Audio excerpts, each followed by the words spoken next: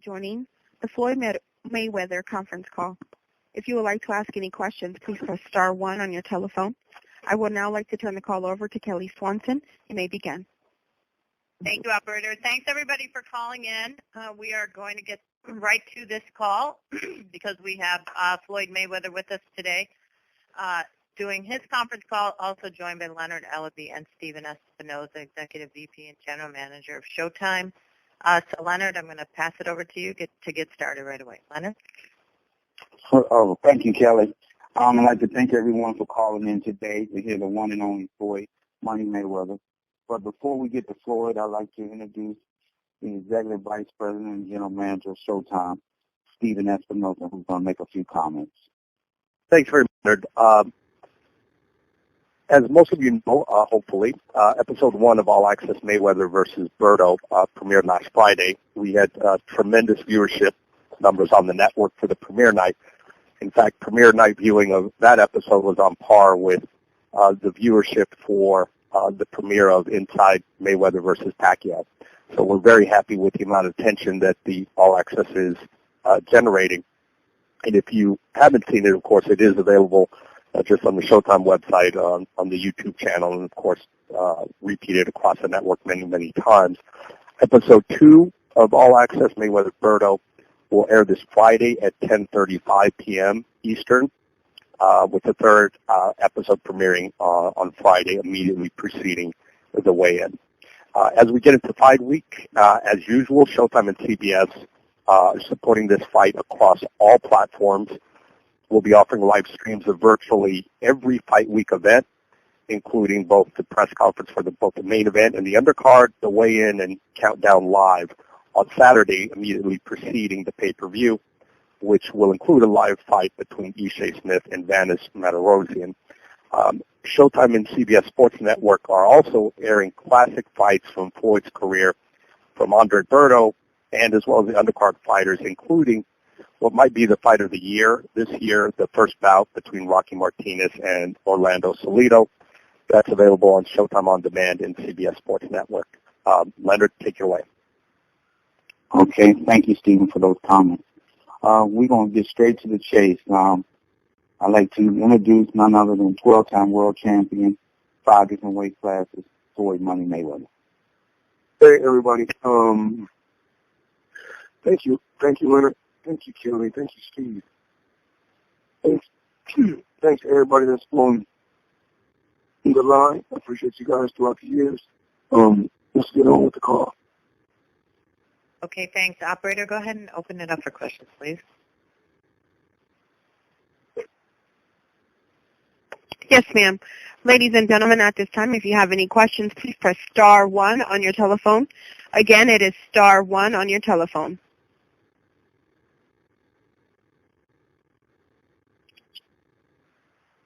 Our first question is from Percy Crawford with FightHype. Go ahead. Hey, Floyd, how's it going, my man? Hey, how you doing? I'm good, man. I'm good. I know you're going to get riddled with a lot of boxing questions, so I want to kind of veer off into another angle on you. I know you follow sports, and you follow greatness in other sports. With the significant record that you're going to be up to break on September 12th, I want to get your thoughts on someone else who's aiming towards a Grand Slam. Serena Williams, obviously, aiming to win her 4th major in 1 calendar year. Huge accomplishment. What are your thoughts on an athlete like Serena Williams and her pursuit of her record as well as you on? Well, I mean, I'm very, very pleased with Serena Williams. You know, they say records are made to be broken. I mean, and you know, I'm just very, very proud of her. You know, throughout her career, she done some, you know, immaculate things, you know, in her career. You know, words can't really, words you can't really put things into, you can't really say certain, how can I say this? It's just marvelous what she did, you know, and, you know, I'm behind her 100%. And she stayed focused. She can continue to break records. And real quick, Floyd, being that you're 38 and way past the normal prime of what people are able to accomplish in this sport, she's 33, which is way past the prime for a female tennis star. What does that say for the level of dedication that both of you guys have shown to your craft? Genetics. You know, it's so just, I think that the older you get, the harder you have to work. And that's what I've done. You know, the older I get, the harder I work. For sure. Well, I appreciate it, man. Best of luck to you, Floyd. Thank you. Thank you. Our next question is from Mark Lulinwala with BET.com. Go ahead. Floyd, how you doing, man? Hey, what's going on? What's going on? You know, despite what you're saying that this will be your last fight, everyone thinks it's a foregone conclusion that you will come back to fight back your second time. My question is, would you ever consider the winner of the Canelo Cotto fight as your 50th opponent? As your 50th fight, rather? I guess you is just becoming a Floyd. You just get into the Floyd Mayweather business.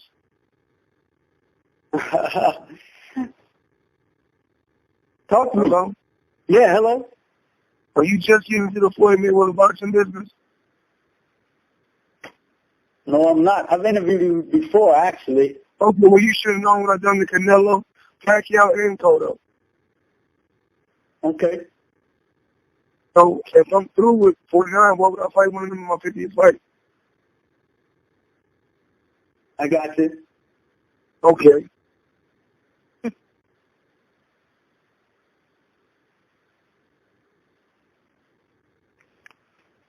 Our next question is from Dan Raphael with ESPN. Go ahead. Thank you very much. Hello, Floyd. What's up, Dan? Hey, I heard you just say, why would I fight one of them in my 50th fight? Which seems to sound like you think there will be a 50th fight. Are you having a change of heart on your retirement plan? I said 49 is my last fight, and before you go on with a question, I just want to tell you thank you for a positive article that you wrote that someone brought to me. Thank you. Could you answer that question? Are you having second thoughts because of your previous comment about there possibly being a 50th fight? Lennon, you can go to answer that, Lennon. Like I've said and Floyd has said a number of times, this will be his last fight. And why can't a man go out the way when his illustrious career, accomplish everything that he needs to accomplish and be done? And he's done it his way. Understood. Floyd, let me ask you this then. I understand what you're saying, and I think that you believe it's going to be your last fight, which is cool. I mean, you made all the money, you won all the titles, and become the best fighter out there. So my question is this: what are your main? I mean, you have Mayweather Promotions. I know that you plan to continue being involved with that and sticking around boxing to promote fights. But are there any other things that you have in mind that you'd like to do in retirement? Because retirement lasts for a long time. Oh, well, we got the Money Team Music Group, and I've also been working with Al for years, on the concert promotions. Yeah, promoting concerts throughout the years.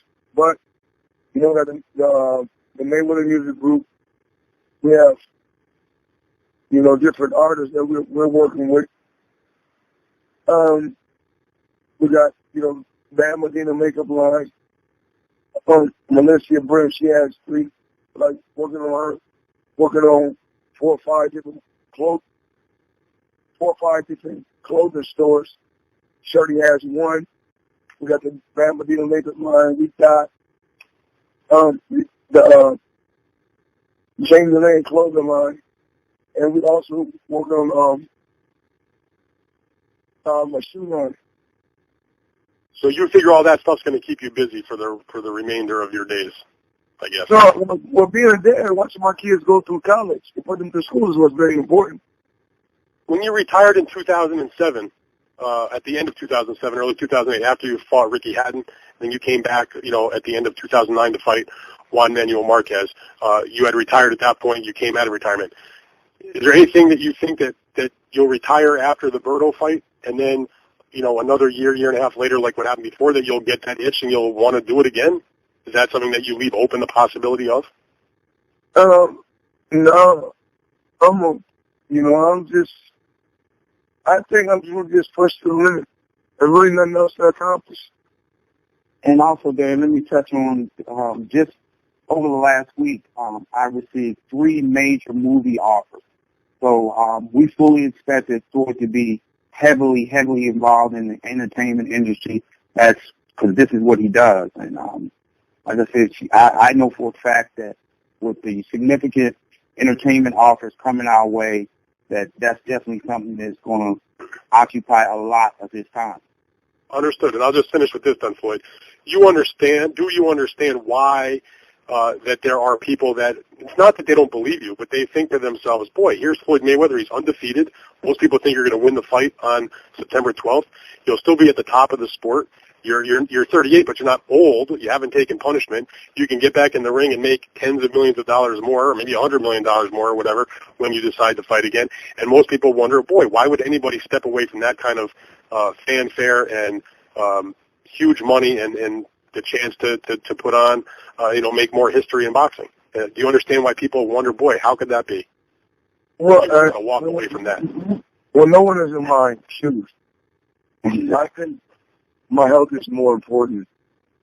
If you sit around anything too long, anything can happen. I'm not really worried about losing, but I'm just, like I said, I want to have a sharp mind. There's a lot of people that you can make a lot of money, but you still want to be able to talk, walk, and have a sharp mind. Understood. All right. Thank you very much, Floyd. Leonard, appreciate your time. Look forward to seeing you guys next week. All right, then. Sure. From Gordon Marino with the Wall Street Journal. Go ahead. Thanks for taking my question. I just wanted to ask you, what do you think you'll miss about boxing after you retire?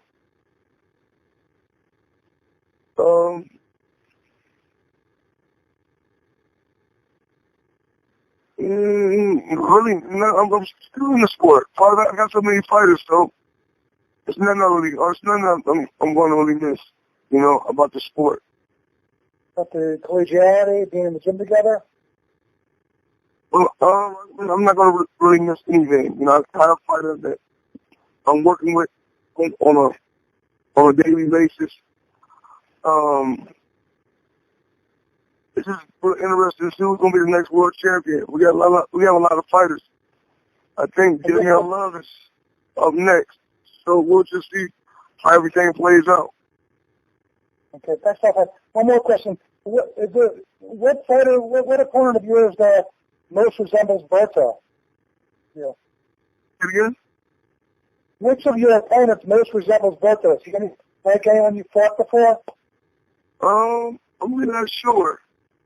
I'm really not sure. After the fight is over, you can ask me that question, and then I can kind of enlighten you and let you know.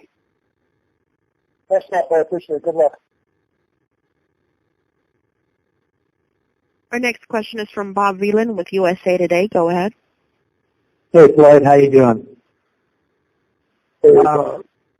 Do you probably had a lot of time to sit back and think about your career and reflect on the great things you've done, but is there any one thing that you consider the greatest accomplishment of your career? I think every fight played a major key. All 48 fights played a major key. Every fight. Number 49 is extremely important also. Every fight was important and played a major key, in my career. Yeah, well, not many people have retired undefeated, that's for sure. Well, my career's not over yet. You have to see. That's true. Yeah, you're right. You're right about that. You never overlook anyone. Yeah. Yeah, and Berto seems to have a lot of confidence coming into this that he can do something. At least that's the way he's talking. Do you have any regrets from your career? Any regrets that you wish you would have been able to do over? Anything like that? I regret not having Al Hagen from the beginning. Okay. And one last question, Floyd. Were you at all approached about, opening this new arena and that MGM Grand and AEG are building? Did anyone approach you about, being the first to christen that arena? Man, please answer the question. Bob, as always, there's always a lot of speculation out there, and I just want to clear that up. We have not been approached by the MGM about anything as it relates to the opening of the arena. As I've said a number of times, this will be Floyd's last fight. The MGM has significant plans with their opening of their arena, and we have a great relationship with them, and I'm sure whatever they come up with, it will turn out great. All right. Thank you, guys. Appreciate it, and look forward to seeing you next week. Thanks. The next question is from Mitch Abramson with New York Daily News. Go ahead. Hey, guys. How are you? Hey. Well, just curious about what Leonard was saying about in retirement, you pursuing possibly acting. Is that something that you'd want to get into, being an actor in some motion pictures?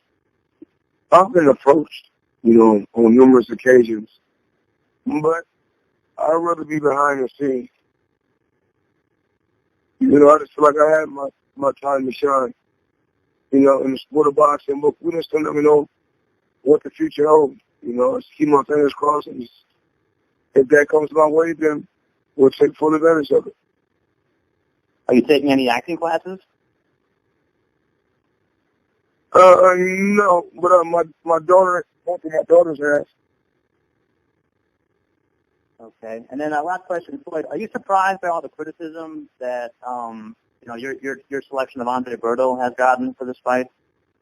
I don't even know.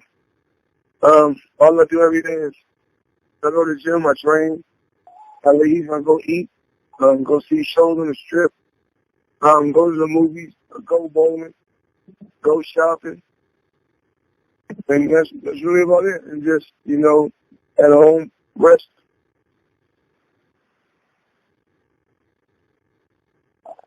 Okay, thanks, Floyd.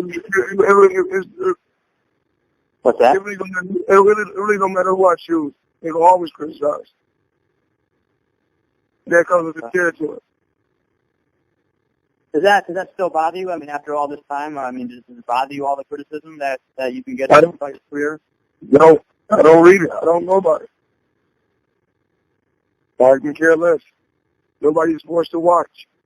Watch if you want to watch. If you don't want to watch, don't watch. Write about it if you want to write about it. If you don't want to write about it, don't. At the end of the day, one thing is if you write good or bad, just continue to write. Keep me relevant. Is that another reason, Floyd, why you consider this your last fight, just to kind of, not be criticized anymore? Hey, Kelly. Yes, sir. I'm not going to answer that. No, obviously, Mitch, the criticism that might be out there, that's just negativity. People are entitled to have their opinion. What Floyd has been able to do in his career, he's been able to do it his way, and his way is being focused on what he has to do, the task at hand, and not worrying about what anybody else says. Great. Okay. Thanks, guys, and best of luck. Okay, we have two more questions. Our next question is from Brian Campbell with ESPN.com. Go ahead.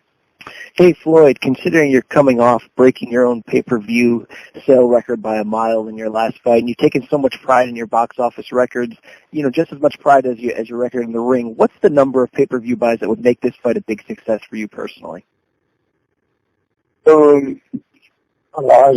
All I have to do is just open wish we do good numbers. Only thing I can do. I can't say no particular number, but we'll just have to see. Floyd, you set such a landmark deal by signing this 6-fight deal with Showtime. Considering you've given two of the two highest selling fights of all time, how do you grade in a package this 6-fight deal that you've done? I'm not to grade myself. I just want to win and just, go out on top.